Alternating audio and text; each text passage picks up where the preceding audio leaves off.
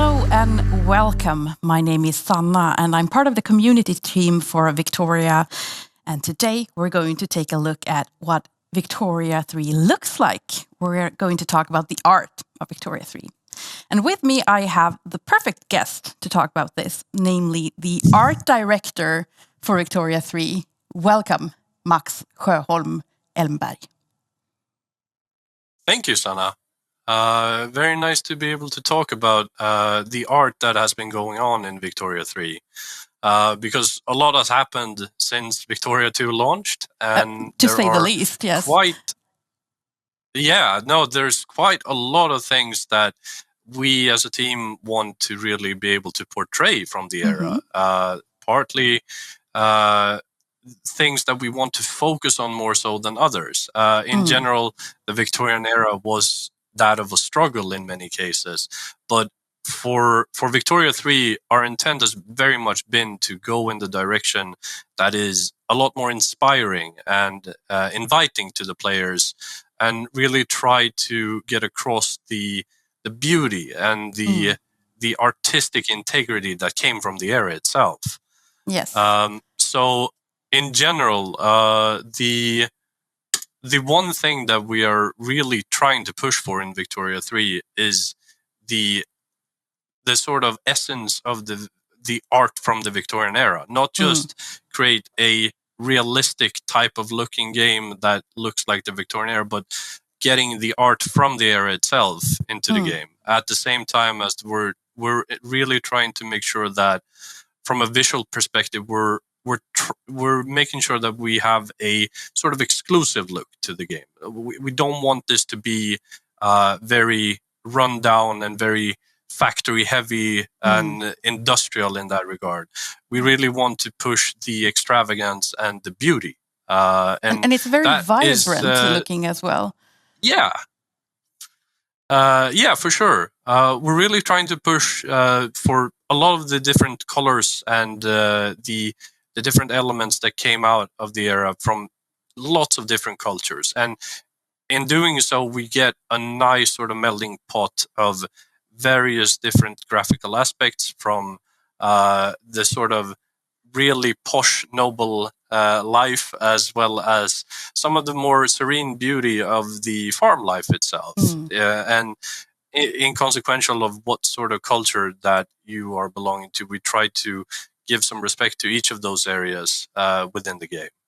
And this is sort of a conscious decision in that the game itself has to be to a point where we are inviting you to take part in some of the more dark and troubling parts of the history in this era, but at the same time we want to do it in a way that is not deterring you from participating. We want to make sure that that the visuals of the game sort of sell the fact that that there was so much to come out of this. The one of the things that we are tackling is, of course, the Civil War in the US. Yes, and the intent there is not so much to sort of try to make everything appear as it was really clean and not that all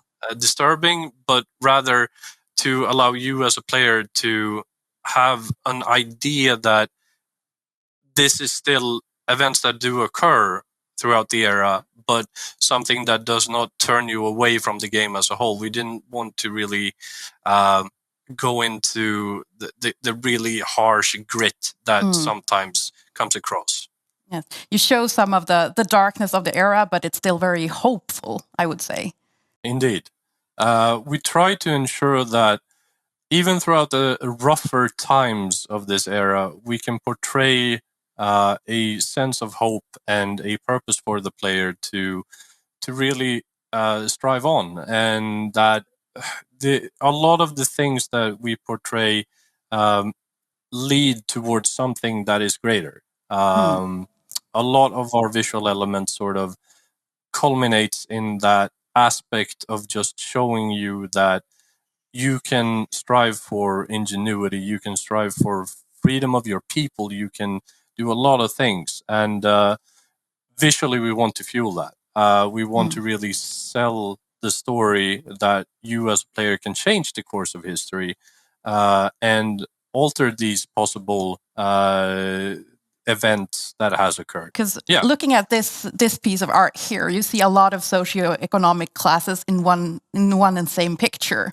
Can you talk a little bit about that?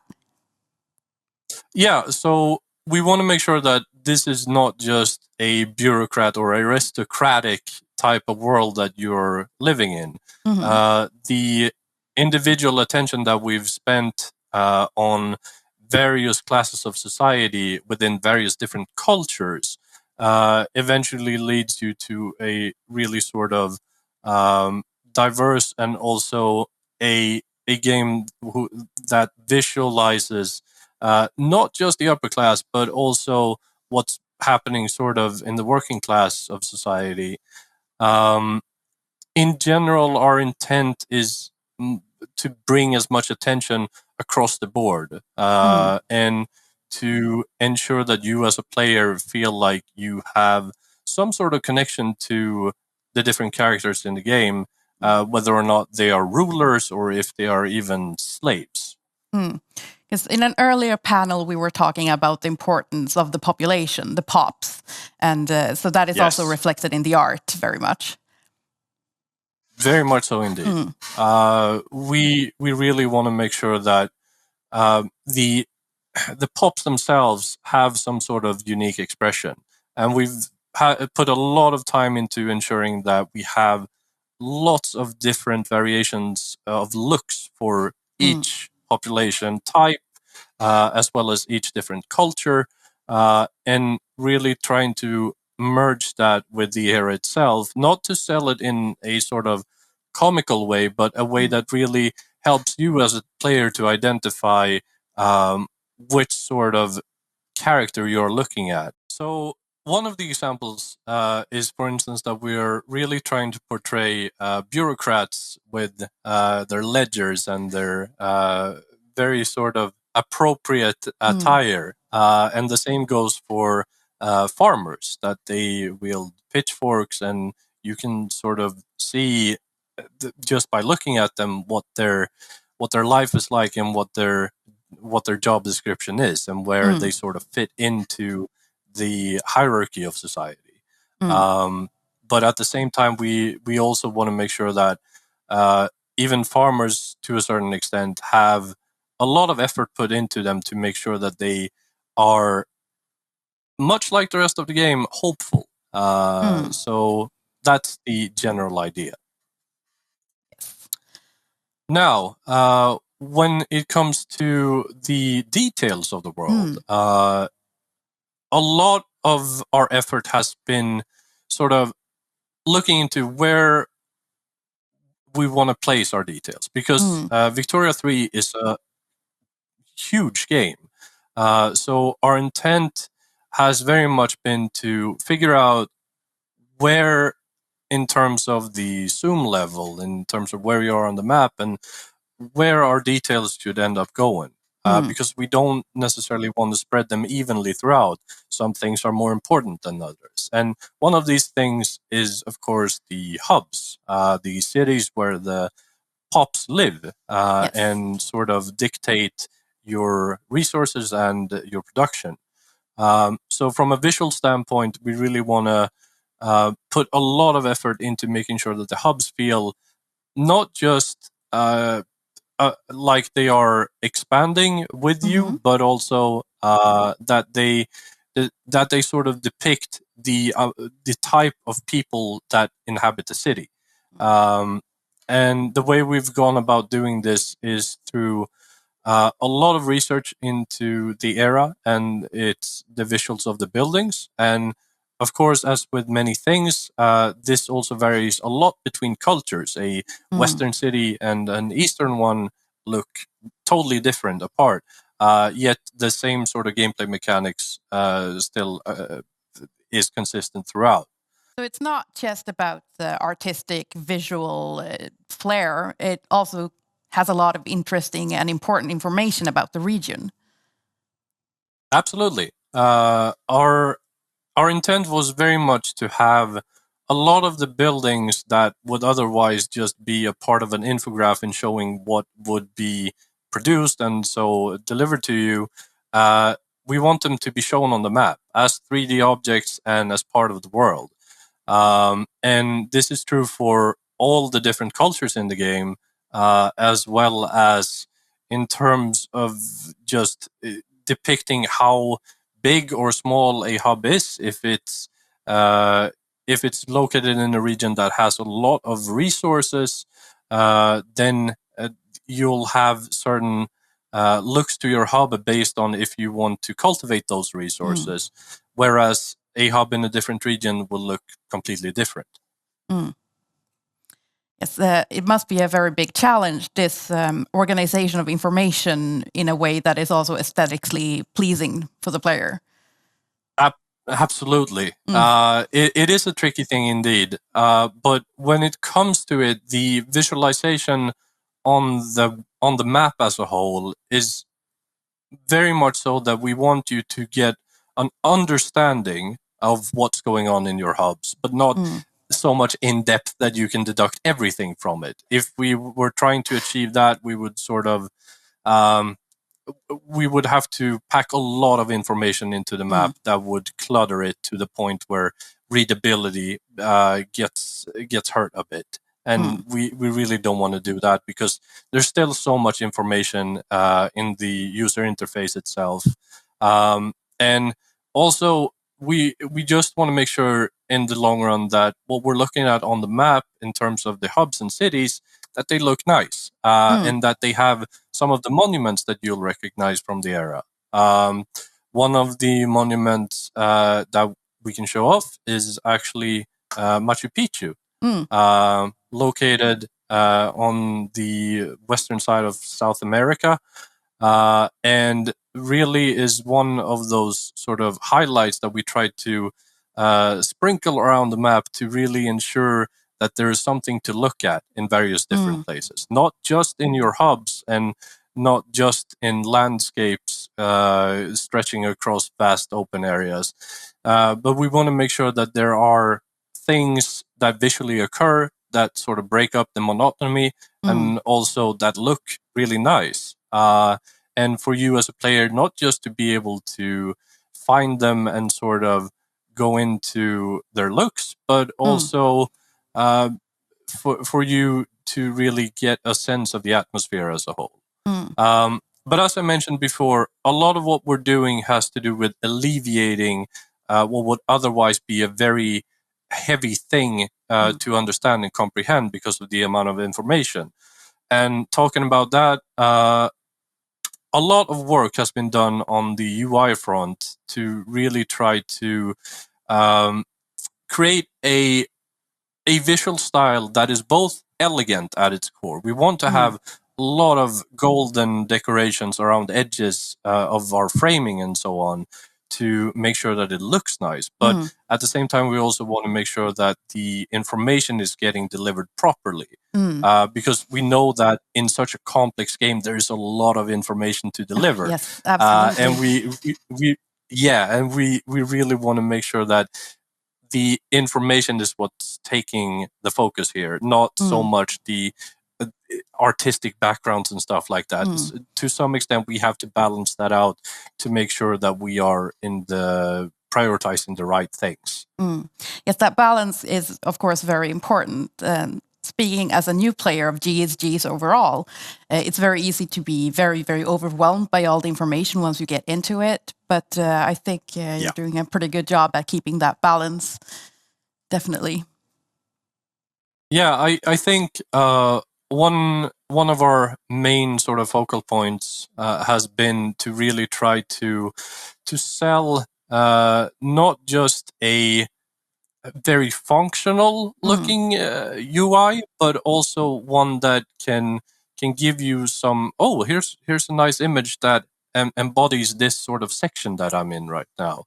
And here is another image that's showing, that's the landscape of the region that I'm in. And really try to take into consideration not just all of the gameplay elements, but also some of the visual elements that helps convey those. Not just through text, but also through some nice imagery. Yeah, I understand what you mean. You see the visual representation of the information, and it helps you connect what it is you're looking at in a different way that might make it less overwhelming. Indeed.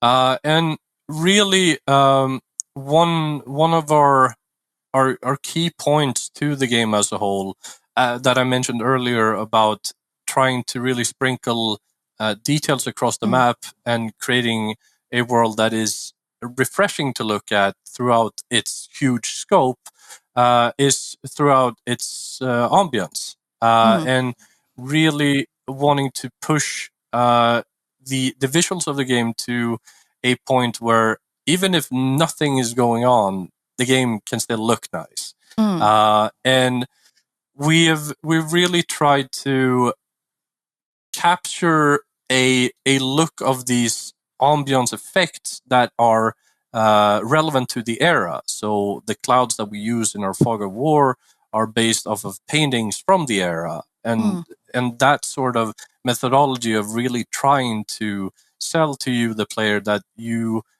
are contextualizing the world that you are looking at, consciously or not. And when it comes to the atmosphere as a whole as well, one thing that we also want to do is make sure that there are not just buildings sprinkled across the map, but there are also effects and just life in the map as a whole.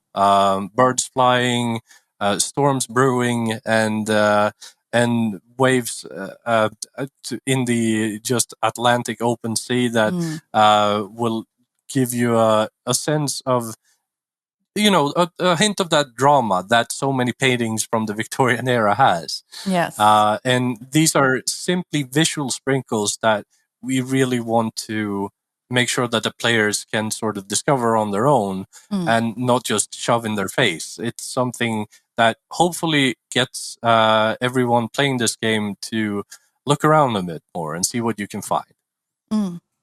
Well, I certainly do that when I play. Yeah, good to hear. And in general, marrying all of this, the buildings and their aesthetics, as well as the different cultures, on top of the fact that we really want to make sure that the landscape itself and all the work that we've put into making a map that looks not just gorgeous, but is also fairly accurate to the era. All of that comes together in creating an ambience that sets the tone very much of the game as a very hopeful, grand looking type of GSG, but also one that has a lot of influences from the artistic side of the era itself. So that you as a player are reminded that this is not just an abstraction of the era, but this has actual context to it. So with the ambience and immersion especially in mind, usually when you see a lot of media or games set in the Victorian era, there's usually a very, very specific socioeconomic class in focus, as well as it's usually very Europe-centric, isn't it? What is your approach to this in Victoria 3? We have really done our utmost to create as much of a diversity and variety in terms of culture as possible. Not just to sort of touch on them, just to include them, but rather to really try to evenly distribute our visual assets so that pretty much as many of them are related to countries outside of the sort of norm. And a lot of our cultural variety also stems from the fact that we think a lot of the stories and the events that occurred in these countries are just as interesting as those in the Western world at the time. So the intent is very much to provide not just characters with their own looks and their own cultural backgrounds, but also the cities and the buildings that you construct, the monuments that you can find across the map, and also just making sure that as a game, this way for us to sort of include and signify the presence of cultures that are usually left in the unknown is super important. There must have been a massive research effort behind doing this. Certainly, especially when it comes to characters and their outfits. There were a lot of really cool outfits from various different countries around the world. Generals with crowns on their heads and lots of other like really nice gowns that I've never seen before until now. So a lot of variety in terms of how our characters look, but also when it comes to the research of the landscapes and the cities and the architecture. Research has been done to try to capture as much of an authentic feel as possible, while still keeping what I've said earlier in mind about the sort of hopefulness and the sort of ambience that we're going for concurrent throughout, regardless if you're in the Western world or the Eastern world or wherever you may be. On the map as well, we're really trying to sell these different parts of the world through different color balances and just ensuring that the world itself looks different. Like when you're hovering over China, for instance, you'll get a slightly different look to the world as a whole than you would if you're over rainy Britain, for instance. Is it rainy in Britain? It's a bit rainy in Britain. Okay, yeah, that's perfect. Like it. And on top of that, the map that is sort of the game's backbone, the paper map that allows you as a player to take a step back and really look on the whole world as an overview, is something that we've put a lot of effort into. The paper map as a whole is intended for players to have as clear of an idea as possible to what's going on a large scale of things. So when you have dealt with sort of the micromanaging of your hubs and your pops, you can scroll back out and get a nice big overview of the map as a whole. And in general, what we've tried to do here with the map visually is capture that sort of, once again, essence of the era through a lot of the elements that we can find in maps from the time, while still keeping it a bit fresher so that it's readable still. Our intent has been very much to provide a paper map that allows the players to get an understanding and get a very sort of wide knowledge of what's happening where in relation to that, and what can I do to sort of bridge the gap between these resources and those resources. And we've been working very close as a team, cross-discipline, to really try to push the different sort of lenses that we have in the game so that they visually convey something that is understandable and that gives you that information that you're seeking. Where can I build? Where can I expand? Where can I attack or advance? So a lot of that goes into the paper map as a whole, because again, what we don't want to do is overclutter the sort of world map and the 3D map. And our intent is for you as a player to feel that both of these sort of visual modes have their own function, and that you want to use them both sort of equally, and know when you feel like, oh, I need to zoom back out and I need to really get in there. Okay. And I think we are out of time. Thank you so much, Max, for participating and for showing us a little bit about the art of Victoria 3. Thank you very much, Anna. And that is all for this panel, but we will have more to share about Victoria going forward. I think we still have a little more content for PDXCON, so check out the schedule. And also make sure to follow us on social media, because we'll be sharing a lot more going forward. But you should also go to Steam, search for Victoria 3 and wishlist it.